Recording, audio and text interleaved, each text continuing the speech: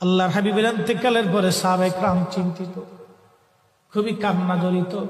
ছোট্ট একটা গাঠুরি বেঁধে বেলাল আসছে, হযরত আবু বকরের সামনে দাঁড়ায় বলে, আবু বকর বিদায় দাও, মদিনায় আর থাকবো না।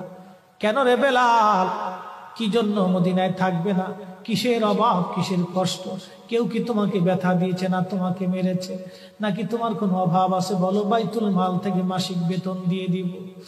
বেলাল বলে, আবু বকর রে, আমার যে অভাব, কোনদিন কি সেই অভাব পুরা করে দিতে পারবা? বলো রে বেলাল, তোমার কিসের অভাব? বলে, আবু বকর, আমি আজান দিলে নবী নামাজে আসতো। বলো, এখন আজান দিলে কি নবী নামাজে আসবে? আবু বকর বলতেছে, বেলাল রে, তুমি কি নবীরে ভালোবাসো, আমরা কি ভালোবাসি না? বেলাল বলে, আবু বকর, তুমিও ভালোবাসো, আমিও ভালোবাসি। শোনো গো আবু বকর, তোমরা নবীজি রওজা শরীফ দেখলে সহ্য করতে পারো? আমি বেলাল যখন আজান দিয়ে